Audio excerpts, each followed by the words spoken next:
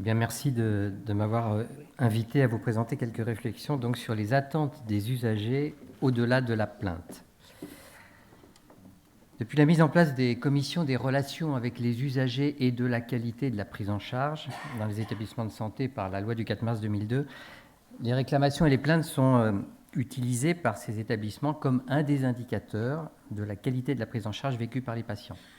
Et en ce sens, les plaintes, et je prendrai ce terme au sens étymologique du terme et non pas au sens juridique, permettraient d'exprimer indirectement les attentes des usagers si on considère que les plaintes sont l'expression d'une déception née de l'écart entre le soin attendu et le soin donné.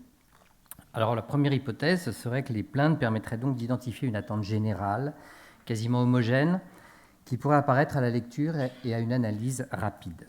À travers les motifs des réclamations, on pourrait donc indirectement dresser la liste des attentes.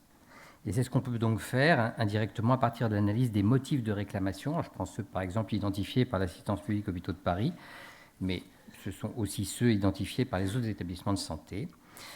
Par exemple, en 2013, sur les 8300 motifs de réclamation pour 5300 plaintes sur l'ensemble des hôpitaux de la paix, 32 établissements, c'est une première indication indirecte des attentes. Elle concerne majoritairement les relations avec le personnel médical et paramédical, suivies par des problèmes de facturation, de vol, de perte d'affaires personnelles, de divergences sur les actes médicaux et sur la maltraitance. Un autre chiffre dont on parle peu traduit aussi une attente grandissante des usagers. C'est celle d'obtenir des informations médicales en ayant accès à leur dossier, comme en témoignent les 12 000 demandes de documents médicaux. Avant de développer la deuxième hypothèse, je prendrai deux exemples de courriers de patients et de familles. Le premier en réanimation. Je cite. « Lorsque je suis arrivé, ma mère venait de faire un deuxième arrêt cardiaque. Le médecin de garde m'a reçu et ne m'a pas caché la gravité de la situation. Mais alors que le pronostic était très mauvais, elle m'a interdit de rester au chevet de ma mère en dehors des heures de visite, 15h à 17h, 18h à 19h. Alors que tout doit être fait pour que les personnes en fin de vie soient accompagnées par leurs proches, aucun effort n'a été fait dans ce sens malgré mon insistance. Ce refus n'a été justifié par aucune impossibilité matérielle objective. J'ai eu le sentiment que c'était une consigne d'ordre général, totalement dépourvue d'humanité. D'ailleurs, les propos du médecin qui m'a reçu en sont un exemple révélateur. Lorsque je lui ai dit que ma place était auprès de ma mère, que je ne voulais pas qu'elle meure seule, elle m'a dit, et je la cite, « Des malades comme votre mère, j'en ai 10. » « Je n'ai qu'une mère, lui ai-je répondu. Il m'a fallu une année pour pouvoir faire ce courrier, et je n'arrive pas encore à comprendre comment un médecin peut répondre cela. Le deuxième exemple concerne les urgences, lieu de multiples réclamations. Certains de ces professionnels et leurs collègues poursuivent leur conversation personnelle devant vous sans s'interrompre ni paraître s'apercevoir que vous êtes là. Elles ont parlé tout le temps de patients dont elles venaient visiblement de s'occuper, et cela dans des termes très désobligeants du style « c'est Cassos Land ici ».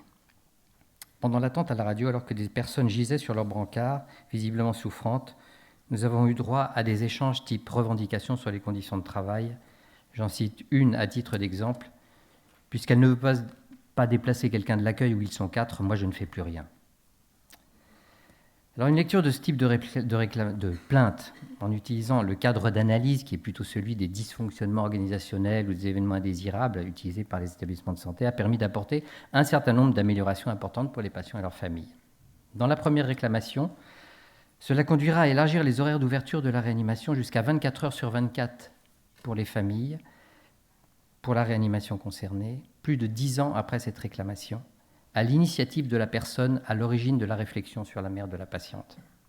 Et pour l'autre réclamation, un travail de réflexion puis d'élaboration d'une charte de bientraitance travaillée avec les professionnels médicaux et paramédicaux du service concernés, avec les représentants des usagers. Alors on pourra constater, à travers la prise en compte de ces observations, l'influence évidemment bénéfique de la loi du 4 mars 2002 qui donne des droits nouveaux aux usagers, une place plus centrale aux malades, dont on reconnaît l'autonomie, le droit à l'information et son rôle de co-décideur de sa santé. C'est-à-dire finalement un changement de registre qui tente, pour une part, de rééquilibrer la place et le rôle des professionnels de santé et celui du malade.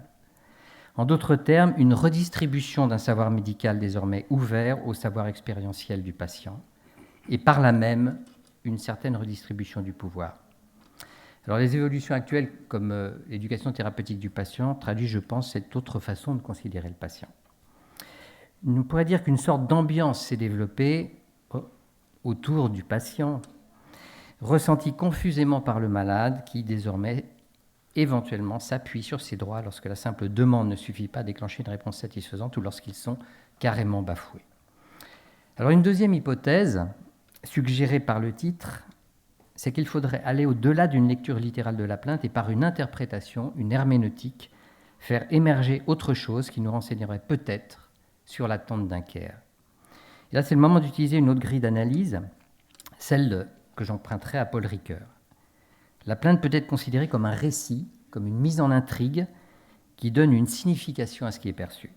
Ainsi, au-delà des vérités des faits, que cherchent d'ailleurs systématiquement à établir les professionnels lorsqu'on leur communique la plainte, il existe une réalité qui surgit de la recomposition des faits, la réalité d'un monde dans lequel le malade, à travers son témoignage, nous invite à entrer.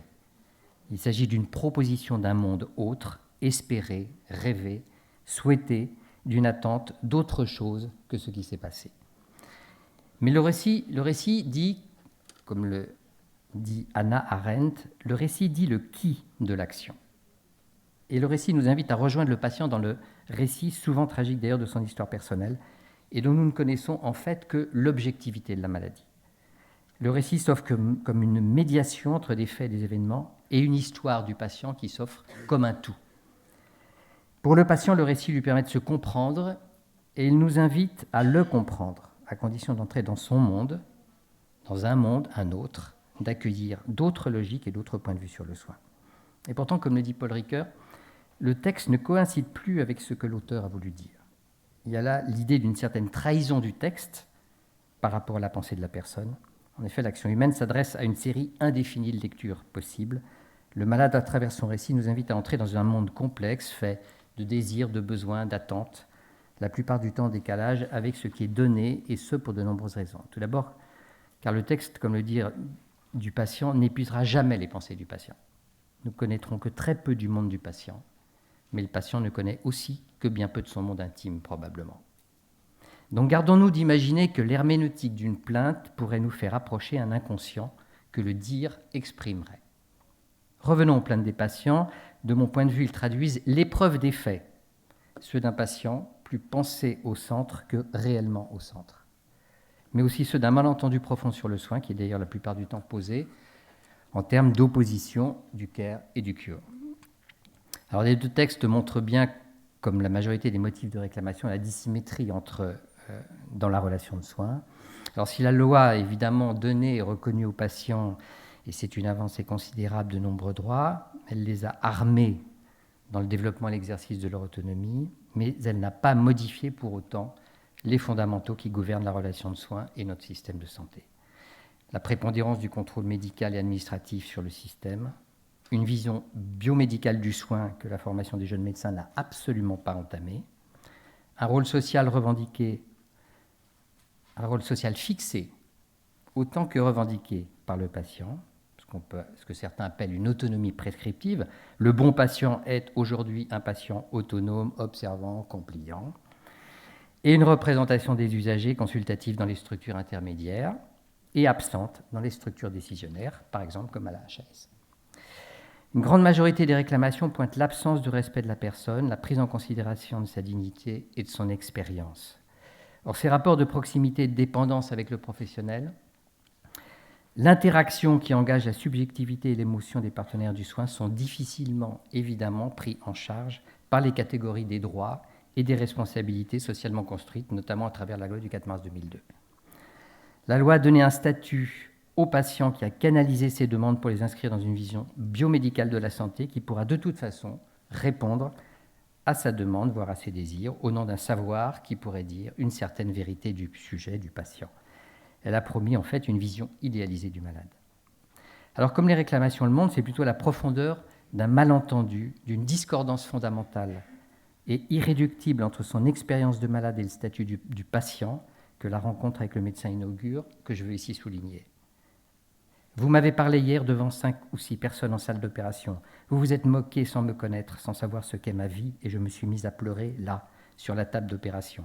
J'étais bouleversé et je n'ai pas pu vous dire tout ce que j'aurais voulu vous dire.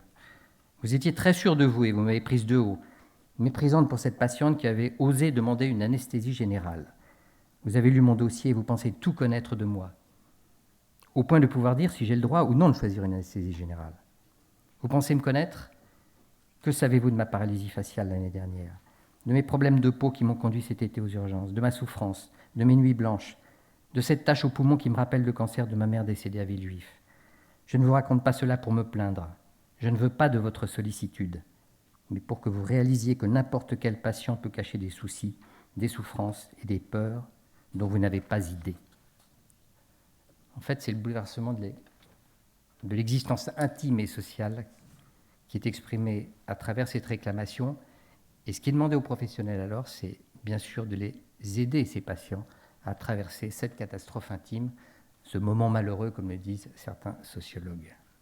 Alors, est-ce qu'une modification de la relation thérapeutique, moins asymétrique, plus empathique, plus encline de sollicitude et d'humanisme, en un mot du prendre soin, du care, répond à l'attente du patient ? Certainement, parce que je pense qu'elle apaise, elle console, mais elle ne suffira jamais à effacer la tension irréductible de la relation malade-soignant. En conclusion, revenons sur ce que disent les patients à leur demande essentielle, celle sans doute ambiguë de l'écoute. La plainte est une plainte corporelle et de demande de soins qui demande à être comprise et entendue plus qu'écoutée. Mais ces plaintes sont souvent inaudibles parce qu'elles expriment ce qui n'est pas important, central, médical, mais ce qui est débordement, désordre, désir. Elles sollicitent l'accueil d'un sujet autre que celui figé par la médecine. Le savoir médical au sens canonique du terme n'est pas ce qui est sollicité, c'est la subjectivité du soignant et plus particulièrement du médecin qui n'oublie pas son savoir, mais qu'il mettrait entre parenthèses et ne le considérerait pas comme un pouvoir. Mais la plainte est aussi l'expression d'une expérience intolérable, une timide recherche d'une nouvelle estime de soi. Une confiance dans le regard et la sollicitude des soignants, difficile à lire et à entendre, car en décalage avec la situation médicale. Cette patiente m'emmerde avec sa cicatrice de sternotomie en zigzag, alors que je lui ai sauvé la vie, me disait un chirurgien il y a un petit moment. La patiente avait été indemnisée, mais la seule chose qui comptait pour elle était la reconnaissance de l'importance de ce qu'elle vivait chaque matin en se regardant dans la glace. C'était donc dans le mode de réponse à cette demande que résidait le point central. Or, pour le chirurgien, ce n'était plus de son ressort. Elle n'avait rien, ce n'était rien. Ce qui était demandé, c'était d'être entendu. Comment mettre entre parenthèses le pouvoir de sauver et le savoir médical, par ailleurs fortement sollicité lorsqu'il faut sauver à tout prix son proche ?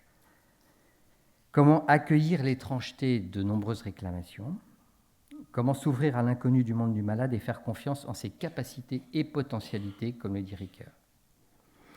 Alors cette histoire elle est caractéristique de ce qui se laisse avoir derrière la plainte.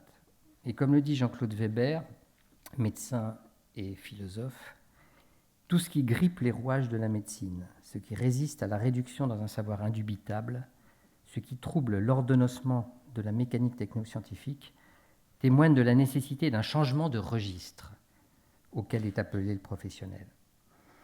Et le renversement opéré est alors plus celui de la reconnaissance de sa propre vulnérabilité par le professionnel que celle seulement de la vulnérabilité du patient.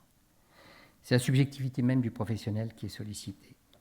Et c'est pour moi la condition de cette reconnaissance dernière à laquelle est appelé le professionnel.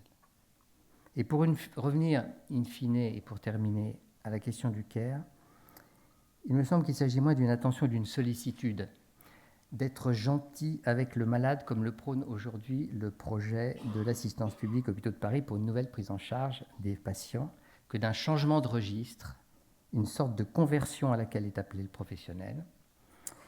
Et cette conversion ne répondra, vous vous en doutez, jamais ni à une loi, complètement, ni à des procédures, ni à des protocoles, ni à des RMM, ni à des CREX.